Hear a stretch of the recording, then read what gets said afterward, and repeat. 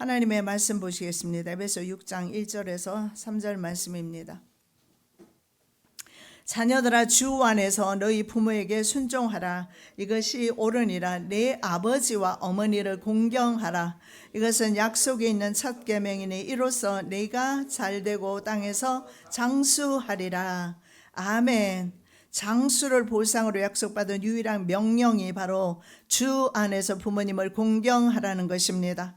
오늘 저희들에게 직접 말씀하여 주시어서 부모를 잘 공경하는 하나님의 거룩한 백성들 되게 하여 주시옵소서. 거룩하신 예수 그리스도의 이름으로 기도드립니다. 아멘. 제목의 말씀은 장수의 비결 부모 공경입니다. 오늘날 많은 사람들이 유전자 가위를 사용하면서 유전자 편집을 해서 오래 살기를 원하는 이 시대에, 그래서 100세 시대에 우리가 돌입한 것 같은데, 성경에는 이렇게 유전자를 편집하지 않아도 장수할 수 있는 비결을 말씀하는데 바로 부모님을 공경하는 것입니다. 이 부모님이란 것은 남편의 어머니와 아내의 어머니가 포함이 됩니다. 장모님과 시어머님도 포함됩니다. 우리 바로 낳아주신 부모님과 또 길러주신 부모님, 그리고 하나님께서 맺으신 남편의 어머니와 아내의 어머니가 포함될 줄로 믿습니다. 사람이 땅에서 가장 우선적으로 공경해야 되는 존재가 바로 부모님이라고 성경에서 말씀합니다. 자, 부모 공경은 약속 있는 첫 계명이다, 이렇게 말합니다. 왜 첫 계명일까요? 인간관계 계명에서는 바로 첫째 계명이 부모 공경이라는 계명입니다. 부모를 공경하는 것은 바로 장수를 보상으로 약속받은 성경의 유일한 명령이라는 사실을 알 수가 있습니다. 자, 자녀들이 무조건 공경해야 하는 존재가 부모이다 라는 사실을 우리가 염두에 두면서 말씀을 한번 살펴보겠습니다. 자, 부모를 공경하는 것은 선택사항이 아니다. 하나님의 명령이라는 것입니다. 이 공경이라는 단어가 헬라어에는 존경하다, 칭찬하다, 귀하게 여기다, 이런 의미가 있어요. 그래서 부모를 언제나 우리는 귀하게 생각해야 됩니다. 부모가 어떠한 신분에, 어떠한 그 지식이나 지혜나, 아니면 부모가 어떤 성격의 성품의 사람이든 간에 상관이 없음을 알 수 있습니다.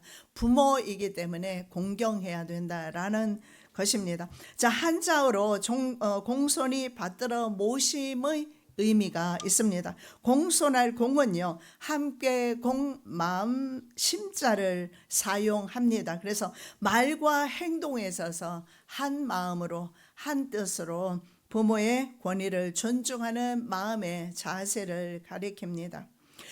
하나님과 땅에서는 부모님을 중심으로 해서 하나 되는 가정 말입니다. 자, 부모의 모든 결정과 생각에 동의할 수 없을 때 많습니다. 심지어 어떤 부모는 존경받을 자격조차 없어 보입니다. 그러나 하나님의 이 일을 대행하는 자로서 부모의 권위를 존중해야 합니다. 세상에서 하나님 대행자라서 부모님의 역할 때문에 그런 것입니다. 그래서 하나님께서는 부모라는 존재를 귀하게 생각하기 때문에 내가 멸시해서는 하나님의 명령에 거역하는 것이라는 것입니다. 10계명 중에 바로 첫째, 대인계명 첫 계명이 바로 부모 공경입니다. 자, 하나님께서는 부모를 통해서 사람에게 생명을 주시고 이스라엘의 부모는 자녀를 훈육하는 것까지 맡아서 하게 됐습니다. 그래서 부모라는 존재는 말입니다. 자, 하나님 대리자를 존중할 때 하나님을 공경하는 것이 됩니다. 그리고 또한 자신을 인정하는 것이 됩니다. 내 안에는요, 부모의 모든 피와 성품이나 인격이나 이런 것들이 사실은 존재하고 있습니다. 내가 부모를 거절했을 때 또한 나의 모습 속에서 내 자녀도 그것을 본다라는 사실을 우리는 기억해야 될 줄로 믿습니다. 왕의 초상이 있는 지역에서는 말입니다. 왕의 초상이 있는, 특히 저는 그 연방 중에서 강의를 갔던 곳이 이제 뉴질랜드라든가 캐나다 이런 곳이 있는데, 그곳에 갔더니 여왕의 초상화가 걸려져 있었어요. 이 여왕의 초상화가 걸려져 있다면 여왕이 파견한 관리들, 총독이라든가 아니면 대사, 이런 사람들, 그 나라 국민들은 존중해야 합니다. 왜냐하면 왕의 이름으로 보냄을 삶을 받았기 때문에, 그래서 부모라는 존재는 하나님 대신에 우리에게 주신 하나님의 대리자다라는 우리는 인식을 해야 할 것입니다. 자, 가정을 이루면서 이제 부모를 떠났습니다. 부모의 권위 아래 있지 않습니다. 그래도 상관없습니다. 부모 공경에 대한 하나님의 명령에서는 자유할 수 없고 벗어날 수 없다. 어느 곳에 있든지 부모를 공경하는 것은 마땅하다. 자, 장수를 보상으로 약속받은 유일한 명령이 바로 부모를 공경하는 것이라고 말씀을 드렸습니다. 출애굽기 20장 12절 네 부모를 공경하라. 그래야만 너희의 하나님 나 여호와가 내게 준 땅에서 내 생명이 길리라. 자, 에베소 6장에서도 말씀하지만 출애굽기 말씀 구약 성경에도 말씀하고 있습니다. 가장 지혜로웠던 사람 솔로몬은 잠언 3군데서 바로 자녀들은 부모를 공경하라고 권합니다. 예수님도 마찬가지입니다. 육체의 부모와 하늘 아버지께 복종했습니다. 예수님께서 이 땅 위에 사실 때 가나 혼인잔치에 내 때가 이르지 아니하였다. 그러나 어머니가 종들에게 명령할 때 예수님은 어머니에게 순종을 하셨고, 그리고 목수로서 30년 동안 부모에게 순종하는 삶을 사셨습니다. 그리고 하나님 아버지의 그 명령에 순종하기 위해서 십자가까지 지셨다는 사실을 믿으시기 바랍니다. 그래서 그리스도인은 그리스도의 본을 따르는 사람을 그리스도인이라고 합니다. 그리스도인은 바로 하늘에 계신 하나님과 땅에 계신 부모님을 공경해야 합니다. 물론 하나님 공경과 부모 공경은 다르게 해야 합니다. 왜냐하면 유대인들은 말입니다. 구르반, 즉 하나님께 드림이 되었다. 내가 하나님께 드렸으니까 부모에게 할 필요가 없다. 혹시 주의 일을 하면서 부모에게 소홀하거나 주의 일 때문에 자녀에게 소홀한 적이 있으십니까? 코르반입니다. 잘못된 신앙입니다. 하나님의 계명 중에서 두 가지가 있는데 수직적인 계명이 있고 그 다음에 수평적인 것이 있습니다. 이것이 서로 충돌한 사건이, 대표적인 사건이 있습니다. 바로 안식일을 거룩히 지키라는 하나님의 수직적인 명령과, 그리고 병자를 고치는 일은 이웃을 향한 수평적인 일입니다. 이것이 바로 충돌을 하게 됩니다. 바리새인은 누구보다도 하나님의 명령을 지키는 것에 굉장히 열심이었던 사람들입니다. 그러나 그들은 율법의 조문은 순종하고 있었지만 그들 자신의 전통을 덧붙임으로 인해서 실제로는 율법을 어기고 있었습니다. 자, 예수님께서 이 땅 위에 오신 것은요, 율법을 폐하러 오신 것이 아니라 완성시키러 오셨다. 왜냐하면 율법은 우리들에게 너 죄 있어라고 말합니다. 율법의 직분이 바로 정죄의 직분입니다. 그래서 율법이라는 것은 우리가 죄인이라는 것을 말하고 있습니다. 그러면 내가 죄인이라면 내 죄를 어떻게 해결할 것인가? 해결할 방법이 없습니다. 그래서 구약시대는 양을 죽여서 대신 하나님께서 양의 기름을 받으시고 용서하셨어요. 신약시대에 오면서 바로 예수 그리스도를 양의 제물로 하나님께서 받으시고 우리의 죄를 용서하시는 겁니다.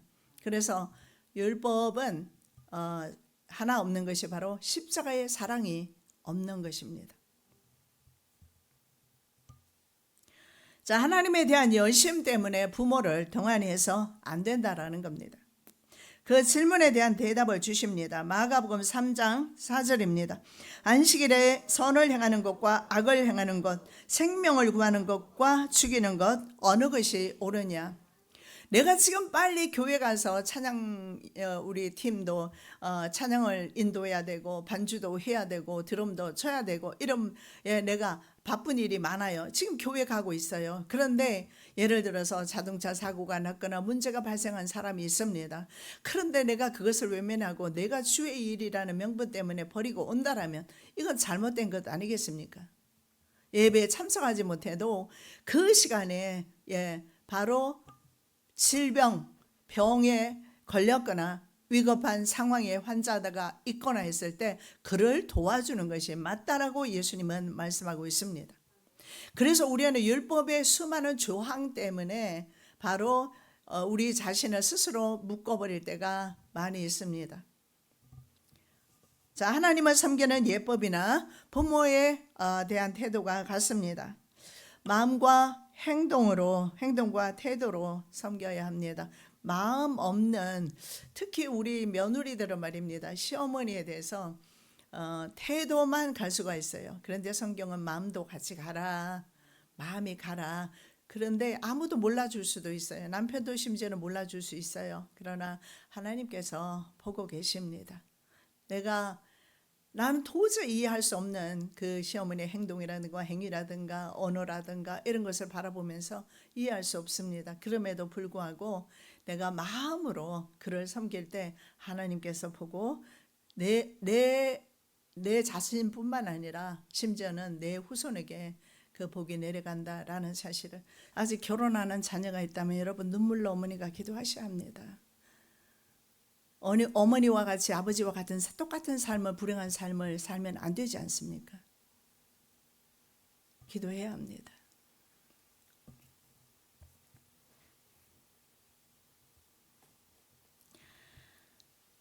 마음으로 섬기라고 말씀하고 있는데 마가복음 7장 6절입니다. 백성이 입술로는 나를 존경하되 마음은 내게서 멀도다.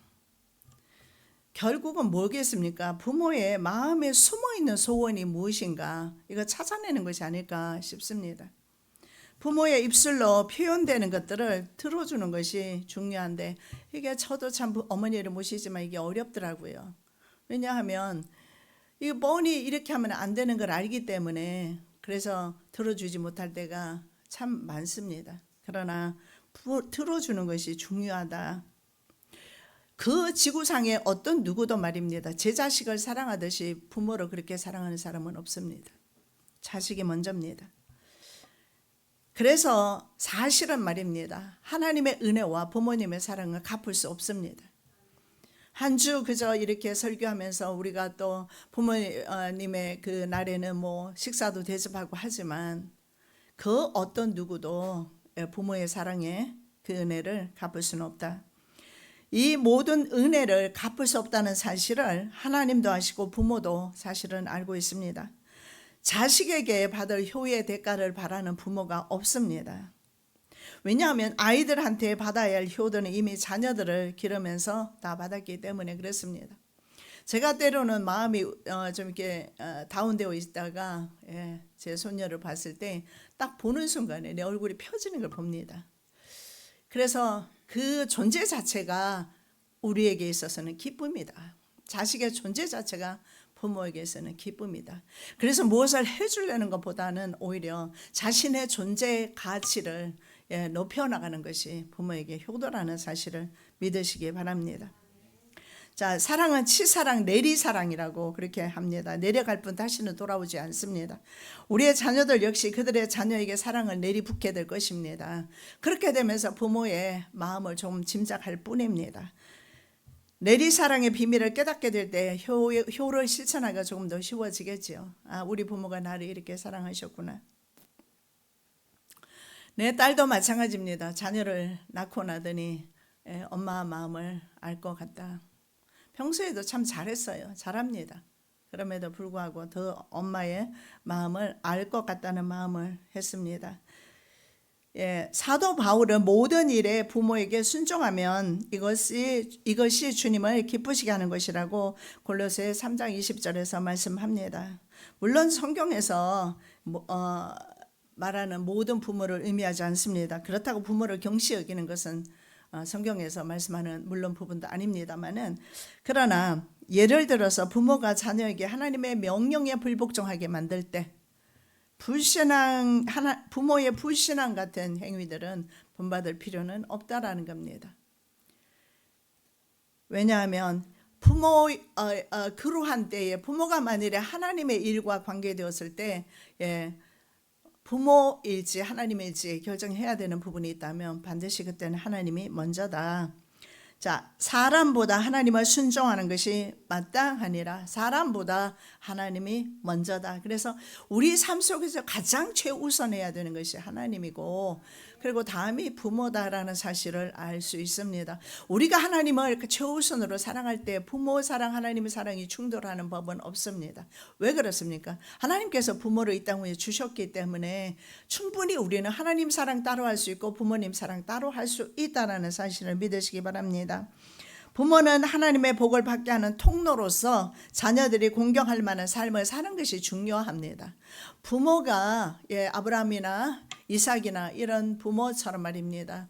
자식들에게 그렇게 복의 통로로서 사용되어진다면 부모로서는 더할 나위 없는 아름다운 역할을 감당하게 되는 것입니다. 왜냐하면 아브라함은 어떻습니까? 복의 통로가 됩니다. 너는 복의 근원이 되지라. 그래서 아브라함을 통해서 믿는 자들에게 복이 내려갔고 그의 후손들에게, 이스라엘 백성들에게 그 복이 내려가게 됩니다. 자, 두 번째, 부모 섬김은 성경에서 세상 일과 구별되는 거룩한 일이라고 말씀하고 있습니다. 레위기 19장 3절입니다. 너희 각 사람은 부모를 경외하고 나의 안식일을 지키라. 하나님께서는 이스라엘 백성에게 너희는 거룩하라. 나 여호와 너희 하나님이 거룩함이라 2절 말씀을 하시고 나서 3절에 이어서 어떻게 거룩한 삶을 살아야 할 것인가, 그 첫째를 부모를 언급하고 있습니다. 가장 거룩한 일 첫째가 바로 부모를 공경할 것을 말씀하고 있습니다. 자, 예수님도 모세 율법 레위기 20장 9절에 보면 그 말씀을 인용하시면서 부모 공경에 대한 말씀을 주십니다. 마가복음 7장 10절입니다. 모세는 내 부모를 공경하라 하고 또 아비나 어미를 회방하는 자는 반드시 죽으리라 하였거늘. 당시에는 상당히 엄했습니다. 만일에 부모를 공경하지 못하고 저주할 경우에 죽임을 당했다는 사실을 알 수가 있습니다. 그 정도로 부모를 공경하지 않고 대적하는 일은 굉장히 큰 죄로 하나님이 여기셨다. 사람이 나이가 들면서 어떻습니까? 힘이나 경제력이나 능력도 없어지게 됩니다. 보는 것이나 여러 가지 면에서 모든 것이 떨어진다는 사실을 저는 멀리 갈 것 없습니다. 내 자신을 보면서 과거와 전혀 다르구나 하는 것을 인정할 수밖에 없습니다. 총기도 다르고 기억력도 좀 다르고 몸의 신체 균형이나 모든, 제가 지금 밸런스에 문제가 있잖아요. 젊었을 때는 그러지 않았거든요. 모든 것이 달라요. 그렇다 해서 부모라는 위치로 인해서 자녀는 부모를 공경해야지, 존경하고 공경하는 것이 바로 성경이 가르칩니다. 부모가 어떤 형편이나 처진이나 처지에 있든지 간에 그렇다라는 겁니다. 신명기 27장 16절에 그 부모를 경홀히 여기는 자는 저주를 받을 것이라고 말씀하고 있습니다. 잠언 17장 21절에 미련한 자를 낳은 사람은 근심을 당하고 미련한 자의 아비는 낙이 없다. 미련한 자의 아비는 낙이 없다, 이렇게 말씀을 하는데 저는 그렇게 생각합니다. 어린아이가 태어났을 때 어린아이를 보면서 느끼는 것이 뭐냐면 하얀 도화지와 같다. 하얀 도화지에 부모가 어떤 그림을 그렸을까? 불순종하는 그림, 불신앙의 그림을 그렸다면 그 아이가 자랐을 때 미련한 자가 되지 않을까? 또 그 부모에게 불순종하고 하나님께 불순종하는 자녀가 되지 않을까? 그런 생각을 해봅니다. 우리가 어떻게 자녀에게 심을 것인가 고민하면서 기도해야 될 줄로 믿습니다. 지금도 늦지 않았습니다. 멀리 있다고 떨어져 있다고 상관없습니다. 우리가 어떻게 하나님의 말씀을 내가 먼저 순종하면서 어떻습니까? 우리 신앙생활하면서 자기 주장이 너무 강하지 않습니까? 자기 기분이나 자기 비위에 맞지 않으면 바리새인들은 그랬습니다. 예수님조차 거부합니다. 그런데 부모의 이 순종의 모습이 이치에 닿지 아니하는 그런 부모에게 순종하는 어머니, 그 부모를 보면서 그 후손들은 어떤 마음을 가질까요? 아니요, 가질 필요가 없습니다. 그 부모의 모습을 그대로 본받게 되어 있습니다. 가르치고 훈육하는 것을 따르는 것이 아니라 그 부모의 행위를 본받는다고 늘 제가 강조했던 바입니다. 성경은 오히려 백발을 영광스럽게 여기고 있습니다. 백발은 영화의 면류관이라 의로운 길에서 얻으리라. 자, 잠언 17장 6절에 보면 아비는 자식의 영화이다. 아버지는 자식에게 영화이다. 이렇게 말씀하고 있습니다. 의로운 길에서 주어진 흰머리가 영화의 면류관이다. 저도 너무 보기 싫어서 흰머리를 염색하는데 흰머리가 영화이다. 그래서 저도 그런 생각을 해봅니다. 흰머리로 갈까 하는데 주변에서 좀 말리네요. 예, 흰머리가 영광스럽다라고 말씀하고 있습니다. 왜냐하면 그 긴 세월을 하나님과 동사하면서 때로는 실패하기도 하고 넘어지기도 했지만 그럼에도 불구하고 하나님과 함께 살면서 내 자식을 키워내면서 그러면서 주의 일을 감당하면서 지금까지 제가 오랜 세월을 살아왔지 않습니까? 그 자체로서 자식은 부모를 공경해야 마땅한 줄로 믿습니다. 의롭게 사는 사람들이 하나님께로부터 장수의 복을 받기 때문에 그렇습니다. 부모님을 공경하는 일은 부모님을 기쁘고 즐겁게 하는 것입니다. 그럼 무엇으로 부모님을 기쁘게 할 것인가? 잠언 23장 24절입니다. 의인의 아비는 크게 즐거울 것이요 지혜로운 자식을 낳은 자는 그로 말미암아 즐거울 것이니라. 최고의 기쁨이 뭘까요? 자식들이 의롭게, 즉 하나님의 말씀대로 사는 것이 아니겠습니까? 제 개인적으로도 자식들에게 바라는 것 전혀 없습니다. 세상에서 저는 성공하는 것보다 더 중요하게 생각하는 것이 하나님의 말씀의 법대로 살기를 저는 원합니다. 그리고 하나님께서 그들에게 주신 그 사명이 있지 않습니까? 그 하나님의 영광을 위한 삶을 살았으면 좋겠습니다. 바로 하나님과 사람 앞에서 공명정대하게 사는 것을 의미합니다. 사실 부모는 자녀에게 어떤 것도 요구하지 않습니다. 오히려 자녀들이 평안한 삶을 살기를 원하는데 가장 평안한 삶은 하나님과 함께 할 때 가장 평안합니다. 아니면 언제나 우리는 위태위태한 길을 걸어갈 수밖에 없습니다. 하나님을 신뢰하는 자는 지혜롭고 명철이 있기 때문입니다.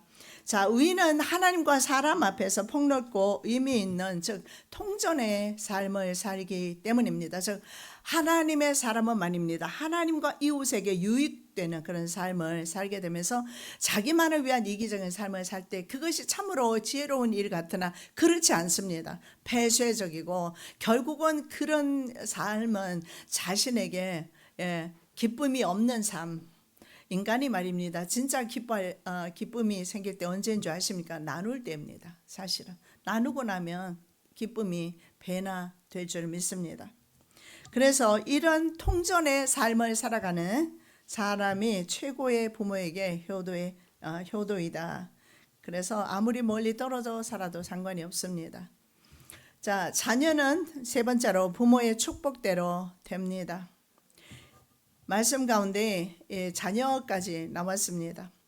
자, 야곱은 르우벤에게 장자입니다. 장자로서의 능력과 위엄이 있고 권위와 탁월함이 있다라고 축복을 해줍니다. 그런데 이렇게 말해요. 너는 12지파 중에서 으뜸은 되지 못할 것이다. 이유가 뭡니까? 아버지의 침상을 더럽혔기 때문입니다.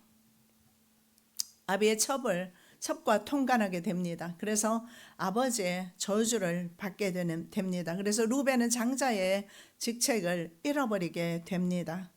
실제로 르우벤은 동생들을 만류해서 요셉을 죽이지 못하게 했고, 그리고 동생들을 사랑하면서 아우들을 이끌면서 형 노릇을 나름대로 했습니다. 그러나 장자권을 박탈당합니다. 자, 르우벤은 첫 번째로 땅을 가나안 땅에서 유산으로 받았습니다. 그리고 모세 시대에 들어가면서 장자 지파로서 과축대가 굉장히 많았다라고 민수기 32장 1절에서 말합니다. 그런데 세월이 가면서 아버지의 유언대로 르우벤 지파는 장자의 후손으로서 탁월함과 그리고 지도력이 없어서 나중에는 점점 쇠약해지면서 나중에는 끝에는 명맥만 유지하는 그런 지파로 전락되게 됩니다. 그리고 실제로 이스라엘 역사 가운데 한 사람도 내세울 만한 지도자가 탄생하지 않습니다. 아버지가 12지파 중에서 으뜸이 되지 못할 것이다. 그래서 자식의 마음에 맞지 않을 때 우리는 때로는 독서를 퍼붓거나 저주를 퍼붓거나 하는 경우가 있는데 하지 않으시기 바랍니다. 왜냐하면 부모의 말대로, 부모의 말에는 권위가 있고 부모는 바로 하나님을 대행한다고 했습니다. 그래서 우리의 언행이 참으로 중요한 것 같습니다. 자, 그래서 사람 사는 것이 여기에서 볼 수 있는 것은, 비록 그들이 처음에는 물질의 복은 좀 받았습니다만 풍요로움 속에서 인생을 즐기는 것이 인간 사는 방법이 아니다라는 걸 보여주고 있습니다. 장수와 하나님 안에서 장수와 그리고 사람 사는 비결은 바로 부모를 공경하고 하나님을 공경하면서 다른 사람을 이롭게 하면서 살아가는 것이 사람 사는 비결이라는 사실을 알 수가 있습니다. 자, 반면에 요셉은 어떠합니까? 보디발의 종으로 갔을 때, 그리고 감옥에서조차도 하나님의 도우심으로 형통한 삶을 살게 됩니다. 그리고 실제로 아버지로부터 형통의 복을 받는데, 물론 장자의 직책은 네 번째 아들 유다엘에게로 넘어갑니다만 영적 장자는요, 사실은 요셉입니다. 자, 12지파에서 레위 지파가 하나님을 섬기기 위해서 빠지게 됩니다. 그러면서 11지파 궐이 나게 되잖아요. 그러면서 야곱이 요셉의 두 아들을 축복합니다. 그리고 두 아들을 자신의 아들로 입적을 해요. 그렇게 하면서 요셉의 두 아들 에브라임과 므낫세, 그 므낫세 두 사람이 바로 12지파에 들어가게 돼요. 그러면서 12지파가 형성되는데, 결국은 요셉이라는 한 가문에서 두 지파가 나왔다라는 사실을 볼 수가 있습니다. 이것은 바로 아버지의 축복 때문이다. 그리고 요셉은 말입니다, 오랜 훈련을 통해서, 연단을 통해서, 감옥이나 보디발의 종이나 팔려가는 이런 연단을 통해서 바로 하나님을 인정하는 삶을 살았습니다. 부모 교육보다도 연단이 사실은 요셉에게 더 훌륭한 교육이었고 하나님 교육이 최고였습니다. 그래서 그 고난을 겪은 요셉은 하나님을 인정하는 삶을 살면서, 성경에 보시면 11형들이 10형과 동생입니다. 10명의 형들이 어떻게 합니까? 자신을 팔았지 않습니까? 그래서 와서 야곱이 죽은 후에 와서 무릎을 꿇고 용서해 주라고 할 때 뭐라고 합니까? 그리하지 말라라고 합니다. 하나님께서 나를 당신들 먼저 이 땅에 보내서 바로 당신들의 생명을 보존하게 하셨다. 왜냐하면 야곱이 살고 있던 가나안 땅에는 기근이 있었고 이집트 땅에도 7년 동안 기근이 있었습니다. 이 기근을 위해서 나를 먼저 보내셨습니다. 요셉의 고백을 보십시오. 그 13년의 그 고난과 감옥살이는 요셉에게는 연단으로 받아들여진 겁니다. 자신이 바로 하나님의 사명을 감당하기 위해서 앞서 보내진 바로 하나님의 메신저, 바로 하나님의 사자라는 사실을 인식하고 있었던 겁니다. 그래서 요셉은 어떠합니까? 바로 장자로서의 그런 자격을 가지고 있습니다. 왜냐하면 형들까지도 먹이지 않습니까? 여러분, 형제의 사랑, 이 가족의 달에 내 자식만을 사랑하고 내 부모만을 사랑하는 거 아닙니다. 더 나아가서 동기들 사랑. 저는 제 남동생에게 감사합니다. 본인이 경제적인 희생을 감수하면서 동기들을 다 모았어요. 왜냐하면 이런저런 섭섭한 일들이 좀 그동안에 있었기 때문에 소원했던 것은 사실입니다. 그런데 이번 기회를 통해서 참으로 동기가 소중하구나, 이걸 느끼는 계기가 되었습니다. 그래서 우리의 사랑은 가족을 넘어서 심지어는 우리 일가 친척 형제에게도 나아가야 된다라는 우리는 믿음이 필요합니다. 자, 요셉은요, 두 몫의 땅을 분배받습니다. 북쪽에 넓고 광활한 지역을 요셉의 아들들이 차지하게 됩니다. 그래서 북이스라엘이 10지파 반이 북이스라엘을 유산으로 받게 되는데, 그 북이스라엘을 영도했던 지파가 바로 에브라임 지파, 므낫세의 동생이죠. 에브라임 지파가 감당을 하게 돼요. 그리고 므낫세 지파는 요단강 서편과 동편의 넓은 땅을 차지했고, 에브라임 지파는 유다 지파의 땅 이상으로 안전한 바로 땅을 분배받습니다. 농경과 목축을 할 수 있는 비옥한 땅입니다. 그래서 면적이나 중요성으로 볼 때 요셉은요 12분의 즉 12명 지파 아닙니까? 그 중에서 2개 몫을 받았지 않습니까? 이상의 복을 받았습니다. 그것이 뭘까요? 아버지의 축복 때문이다. 말씀을 맺겠습니다. 부모와 기도의 축복이 자녀들에게 그대로 성취됩니다. 부모가 위로는 하나님과 부모를 공경할 때 자녀들에게는 또한 축복의 근원이 된다는 사실을 믿으시기 바랍니다. 살아계신 아버지 하나님 참으로 감사합니다. 하나님의 대행자로서 부모님을 주셨고 우리는 부모님을 공경할 수 있음에 감사와 영광을 올려드립니다. 하나님을 섬기듯이 내 부모를 섬기게 도와주시고 어른들을 섬기는 저희들 되게 하여 주시옵소서. 그래서 내 후손들이 우리를 본받게 하여 주시어서 또한 후손들이 부모를 공경하는 은혜를 도와야 주시옵소서. 거룩하신 예수 그리스도의 이름으로 기도드립니다. 아멘.